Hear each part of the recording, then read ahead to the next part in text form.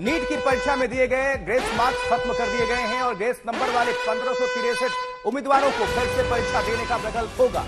NTA ने supreme court में दिए जवाब में कहा है कि जो उम्मीदवार फिर से परीक्षा देना नहीं चाहते उनके स्कोर कार्ड बदले जाएंगे, उन्हें बिना ग्रेस का नंबर दिया जाएगा।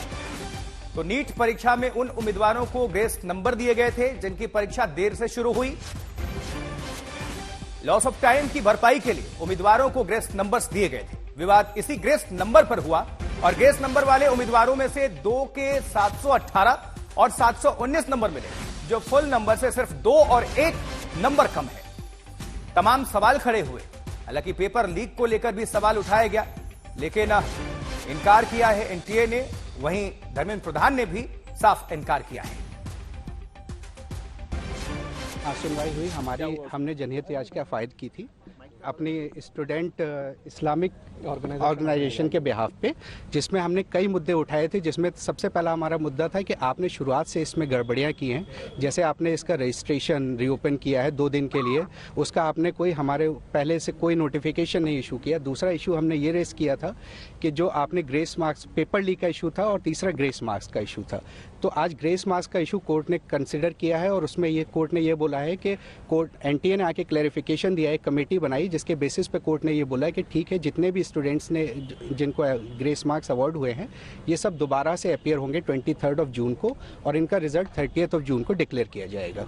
जी, मेरा मानना तो यही है कि हमारी ये छोटी सी तो जीत है आज की डेट में कि उन्होंने आके ये चीज़ कोर्ट में मानी कि हाँ ग्रेस मार्क्स गलत तरीके से दिए गए थे। उन्होंने एक कमेटी बनाई और उन्होंने सारा कैंसिल करके फिर से एग्जाम करवाने के लिए बोला है। ये इशू अभी भी हमारे पास ओपन है, जिसको हम आर्ग्यू कर सकते हैं 8 जुलाई को कोर्ट के सामने। अभी हमारा इशू पूरी तरीके से क्लोज नहीं हुआ है क्योंकि कुछ स्टूडेंट्स ऐसे हैं जिन्होंने पिटीशन नहीं फाइल की थी, वो अभी भी कोर्ट के सामने नहीं है। तो उनका इशू अभी भी रेज होना बाकी है, जो कि हमारे पास अभी भी ऑप्शन खुला हुआ है। हम 8 जुलाई को कोर्ट के सामने ये इशू ओपन करेंगे। और इस बीच शिक्षा मंत्री धर्मेंद्र प्रधान ने नीट में किसी भ्रष्टाचार से इनकार किया है। उन्होंने कहा है कि कोई पेपर लीक नहीं हुआ है। उन्होंने एनटीए का बचाव किया और कहा कि अगर कुछ भी गलत हुआ है तो वो सख्त कार्रवाई करेगी। हैरानी है कि शिक्षा मंत्री ने बिना किसी जांच के एनटीए और नीट को क्लीन चिट दे दिया। तो नीट परीक्षा में धांधली से शिक्षा मंत्री का इनकार। धर्मेंद्र प्रधान ने कहा कि कोई भी पेपर लीक नहीं हुआ है।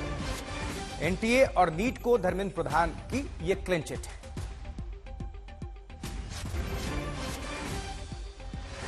तो मैं आपको स्पष्ट करूं, देयर इज नो करप्शन।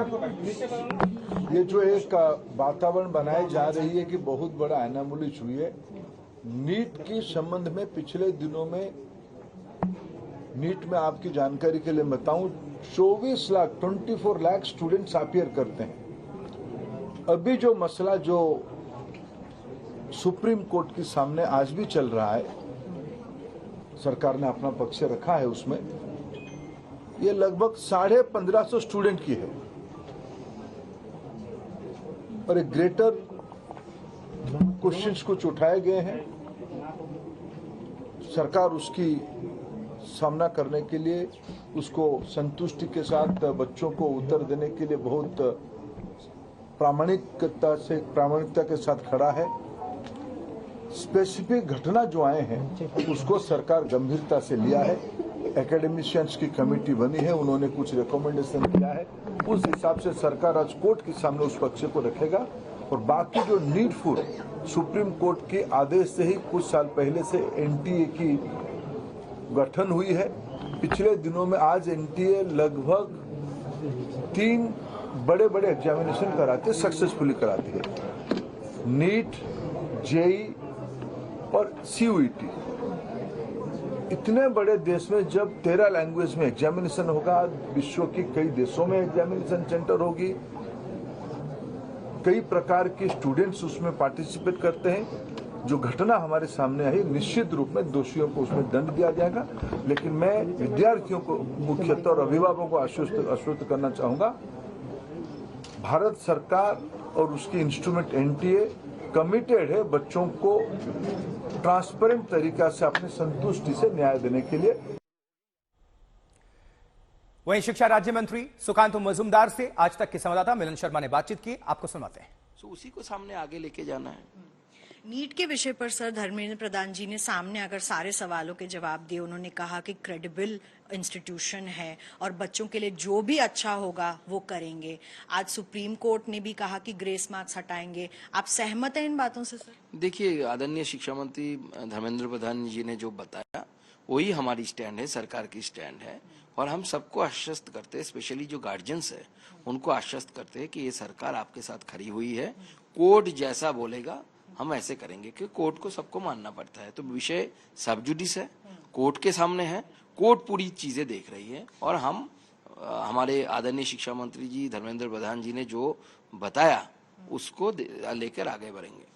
आखिरी सवाल, क्योंकि ये बच्चों का मामला है, बहुत इमोशनल मामला होता है, आपको लगता है विपक्ष इसको लेकर पॉलिटिक्स कर रही है? क्योंकि 1563 जो 1563 कैंडिडेट्स का ही जो एनामलीज का जो मैटर था वो सुप्रीम कोर्ट ने आज देखा। आपको लगता है विपक्ष ज्यादा इस पे पॉलिटिक्स कर रहा है? देखिए, डेटा तो हमारे आदरणीय मंत्री जी ने दे दिया। 24 लाख लोग बच्चे 24 लाख बच्चे एग्जाम देते हैं, उसमें से 1500 समथिंग का कुछ गड़बड़ हुआ है। अगर गड़बड़ हुआ है तो कोर्ट के सामने विषय है। तो इसको लेकर हमारे विपक्ष के पास तो कोई एजेंडा नहीं है। तो अपनी एजेंडा को खड़ा करने के लिए उनको एक चांस मिल गया है, उसमें ही वो नाच रहे हैं। लेकिन उनका ये जो बलून है ये बहुत जल्दी फूटने वाला है, काम का नहीं होगा। बहुत बहुत धन्यवाद हमसे बात करने के लिए। तो साफ है कि एमओएस एजुकेशन सुकांता मजूमदार, धर्मेंद्र प्रधान जी जो मंत्री हैं शिक्षा मंत्रालय में, दोनों कह रहे हैं कि हर वो चीज की जा रही बच्चों के लिए जिसकी तरफ से सुप्रीम कोर्ट में भी याचिकाएं दर्ज की गई हैं। और एनटीए एक क्रेडिबल एग्जामिनेशन कंडक्टिंग एजेंसी है। किसी भी तरीके की जो एनामलीज है, धर्मेंद्र प्रधान ये भी कह चुके कि उस पर वो एक्शन लेने को भी तैयार हैं और एकेडमिशियंस की कमेटी एक्शन उस पर ले भी रही है। मैटर सुप्रीम कोर्ट में भी चल रहा है। अजय कुमार के साथ मिलन शर्मा, आज तक। और इस बीच हमारे संवाददाता संजय शर्मा ने फिजिक्स वाला के सीईओ अलक पांडे से बातचीत की है, सुनवाते हैं आपको। कर दिए। एनटीए ने कहा कि हाँ, जहां तक गलती हुई है उसे वो दुरुस्त करेंगे, यानी ग्रेस मार्क्स अब उसे वो खत्म करने जा रहे हैं। इस पूरे मामले पर सुप्रीम कोर्ट में आज हुई सुनवाई पर याचिकाकर्ता हमारे साथ हैं अलक पांडे, फिजिक्स वाला के नाम से मशहूर हैं। छात्रों के साथ, अपने स्टूडेंट्स के साथ इनकी केमिस्ट्री की वजह से यहाँ पर जो केमिकल रिएक्शन हुआ है एनटीए में, उस पर हम बात करते हैं। तो एनटीए ने पहले तो हाथ खड़े कर दिए। उन्होंने कहा कि ठीक है, पहली नजर में उन्होंने ये मान लिया कि हाँ, ग्रेस मार्क्स गलत थे और उसको हम दुरुस्त करेंगे। बिल्कुल, आज पहली हियरिंग के अंदर हियरिंग शुरू भी नहीं हुई थी, हमारे काउंसिल ने आर्गुमेंट स्टार्ट भी नहीं की थी कि एनटीए के काउंसिल ने वहां तुरंत पहले ही बोल दिया कि 1563 बच्चों को जो हमने ग्रेस दिए, इससे बच्चों में डिससेटिस्फैक्शन आया, हार्ट बर्न हुआ और हम इस डिसीजन को वापस लेना चाहते हैं। मेरा सवाल यही है एनटीए से, यहाँ पे 24 घंटे पहले उन्होंने एफएक्यू रिलीज किया था और वहां वो प्राउडली कह रहे थे कि जो हमने ग्रेस नंबर दिए माननीय सुप्रीम कोर्ट के 2018 के फैसले के बेसिस पे है, कह रहे थे कि आंसरिंग एफिशिएंसी पे। तो आज कोर्ट में कम से कम आर्ग्यूमेंट तो करना था।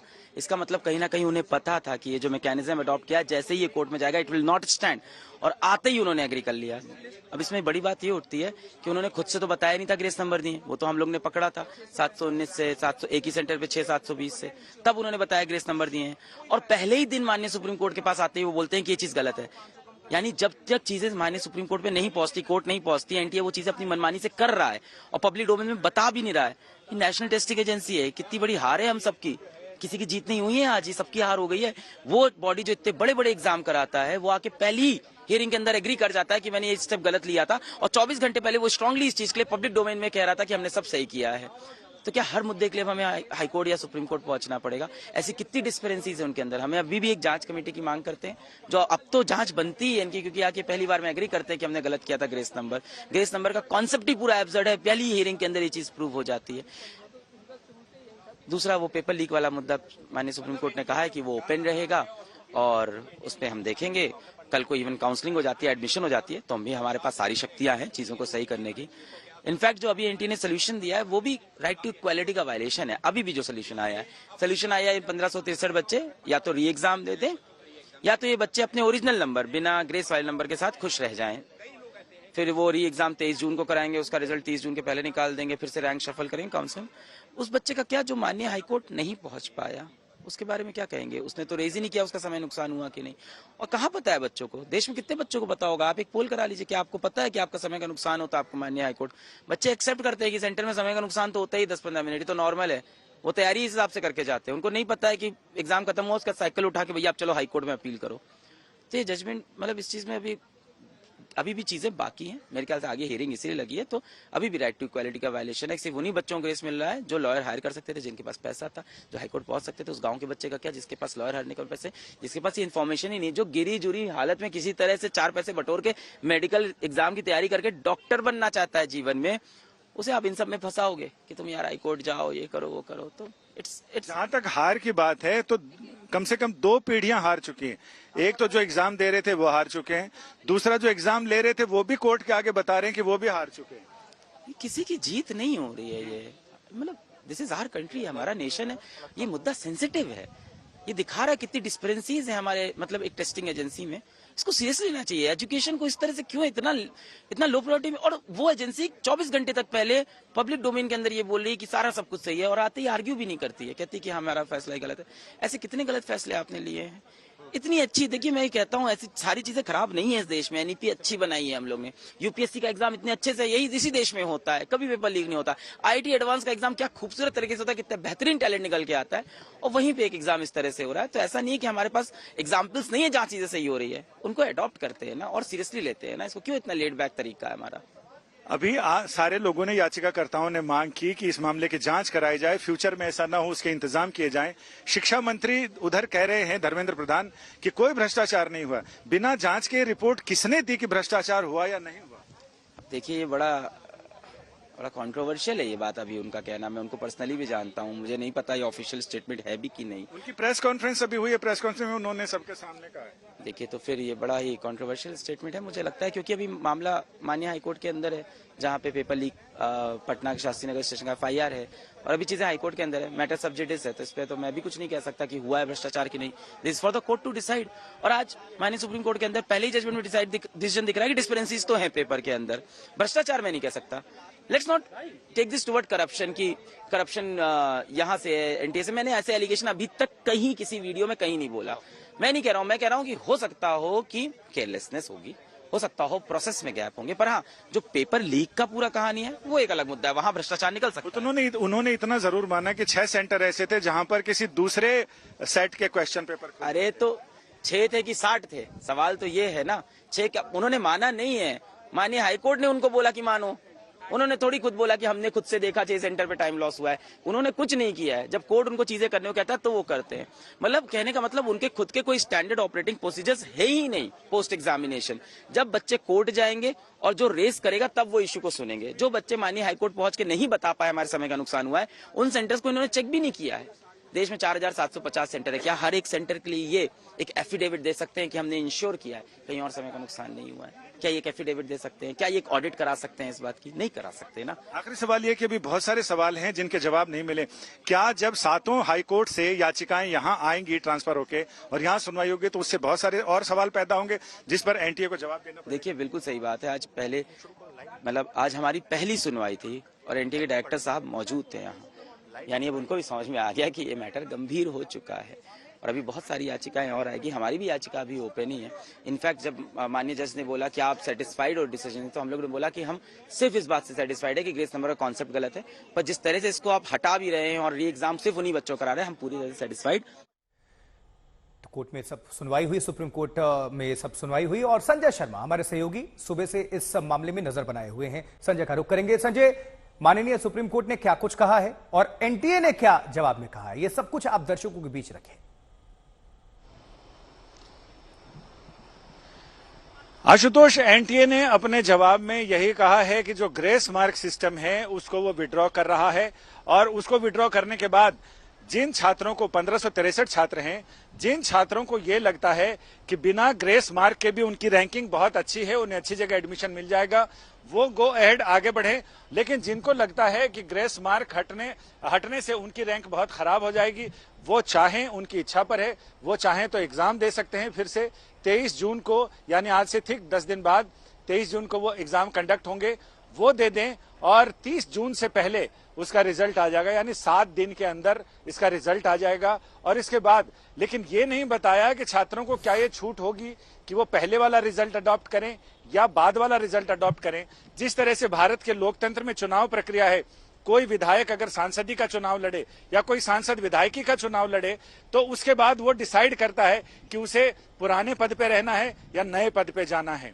लेकिन इसमें अभी ये तय होना है कि क्या छात्रों को ये छूट रहेगी कि री एग्जाम के बाद अगर उनकी रैंक और धंस जाती है तो पहले वाली रैंक को रिटेन कर सकें या फिर वो नई रैंक पर रहेंगे। बहुत सारे ऐसे सवाल हैं जिनके जवाब मिलने बाकी है। 8 जुलाई आने दीजिए, उसके बाद बहुत सारे सवाल फ्लोट करेंगे और उनके जवाब एनटीए क्या देता वो देखना दिलचस्प होगा। लेकिन जिस तरह से शिक्षा मंत्री ने कहा है कि कोई भ्रष्टाचार नहीं हुआ है, तो उसमें एक बार ये भी देख लें कि उन्होंने किसी एजेंसी से जांच कराई है क्या, ये जांच रिपोर्ट आई है क्या, वो भी एक बार सामने आ जाए तो बेहतर होगा। संजय, आपका बहुत बहुत शुक्रिया इस पूरी खबर पर विस्तार से जानकारी दर्शकों के बीच रखने के लिए।